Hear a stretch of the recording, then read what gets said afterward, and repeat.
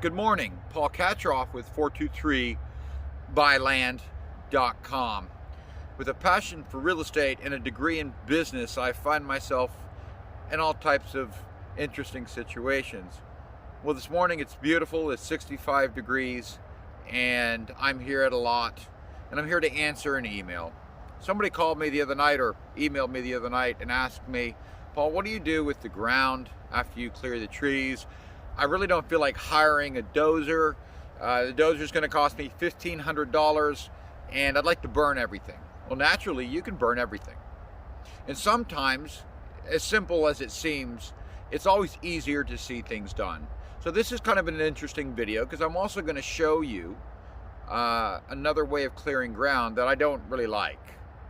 You see, I hired a shredder, and often known as a forestry mulcher, and he came out and he cleared my ground. It's the second time I've used them. I'm not happy with the work.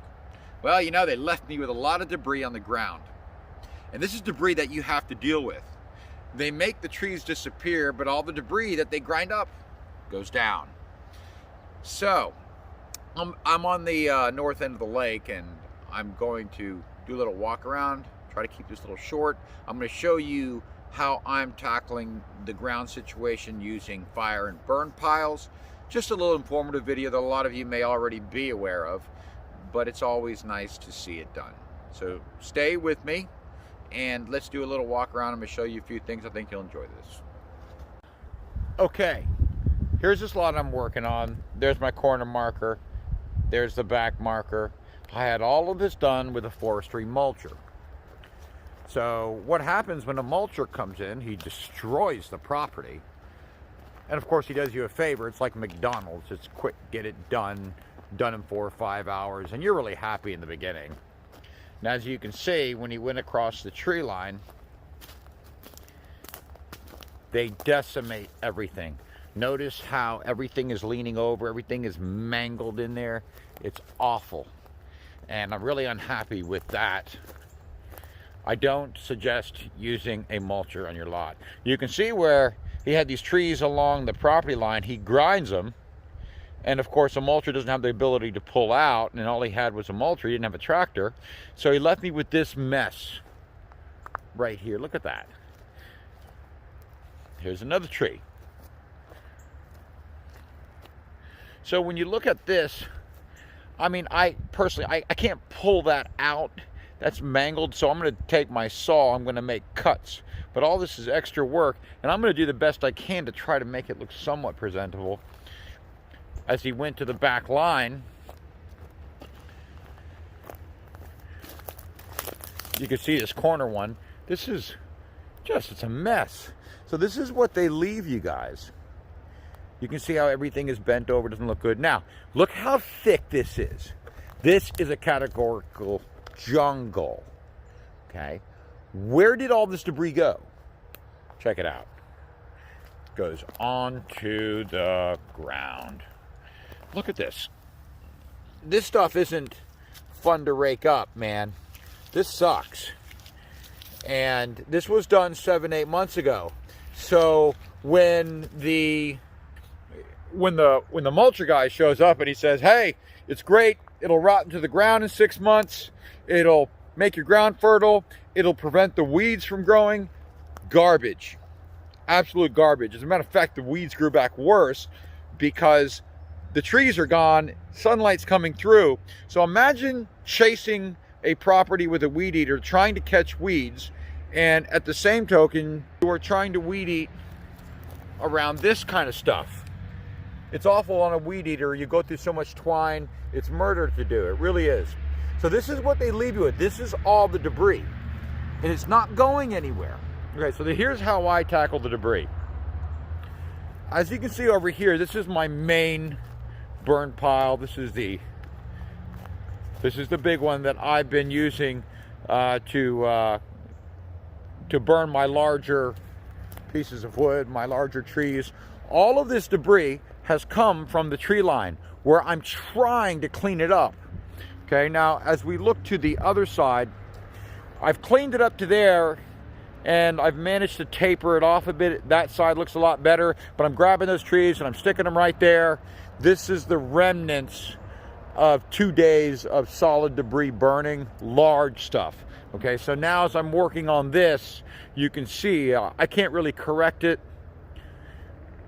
So I need a big burn pile like this to do the larger debris. It's raked out really nicely around here. And this is getting ready to just go crazy. Now, what do I do with this mess? Just look at that. Oh, it's awful. No, it's not rotting into the ground, guys. You know, these guys come in with the forestry mulcher. They're done in 4 hours, 5 hours. It's impressive. I get that. The machine is loaded off. You're looking at it going, wow. You know, I don't got to do this. You know, they'll charge you $1,500, $1,700. But now, you kind of have to hire a dozer for another $1,200 to $1,400 to scrape the ground. So what are you really spending to get the ground right? No, you can't just leave the debris and then come throw dirt over top for a driveway, because what will happen is that debris is so thick, it's going to rot over time, and you're going to have sinking in your driveway. You can't have that. You want to put your red dirt over top of nice topsoil. Okay, so this stuff is too thick to lay a pad on. If you're going to do a housing pad, no, you can't do it. You're going to have to scrape it. Now, keep in mind, when you get your tractor guy out there, he will scrape the ground with the tractor, but where's all the debris going?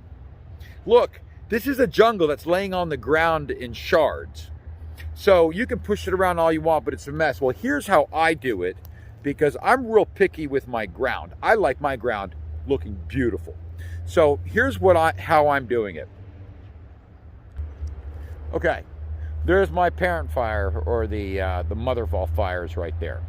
What I've done is I've created a second fire. Now, this sucker won't stoke. It's a little irritating. Okay, so I keep this real low. Okay, I keep this real low. I'm waiting for this to, by the way, don't do that, guys. All right, so it looks like I've scraped a burn pile there, right? Well, what I've done is I'm now raking what I call UFOs. Look at these UFOs. So around the outside, I've raked it down to dirt, okay? So I'm spending my time raking, and what I'm going to do is when that gets hot, all I'm going to do is take a shovel full of coals, drop it in the middle. And then I'm going to take a shovel full of coals, drop it in the middle. I'm only going to do a couple at one time. And then as these start burning down, I'm going to take a shovel full of coals. I'm going to drop it here. You can see I've got down to dirt here. It's not going to spread here. Now, one thing about these piles, I mean, look at the mess, guys. Look at the mess. I mean, it's unbelievable. The reason why these are low, I don't put brush on these. I don't put brush on these.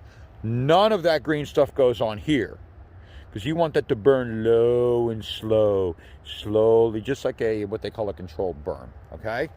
So shallow, flat piles, and when I go to the back here, what I've done is I've started at that back quadrant, okay? And I'm doing sections, so give you a better idea, okay? So I've got it right about to there, and I've done this, I would say about 15%, 20%. So I'm going here. So today I'm going to do circles here, circles here, circles there, and my goal is to try to get all the way to there and get this back half to look like that. Now, absolutely, you're not going to make it by raking piles and hand carrying these piles over to one pile. You're going to need 200 or 300. It's back-breaking. Now, what you want to do is spend all your time with the rake. Just put the shovel in, transfer the coals. That's how you're going to do it. You're going to sit Easier is better than quicker any day of the week and Sunday. Folks, Paul Katcheroff from 423 Buy Land. It's a pleasure to talk to you this morning, and I'm real proud of my properties, and I think you'll like them too. 174 is available. Lots number 24 and 26 is available. Guys, come now. These lots are not going to be around before Christmas. Good luck on everything you do. Paul Katcheroff, take care.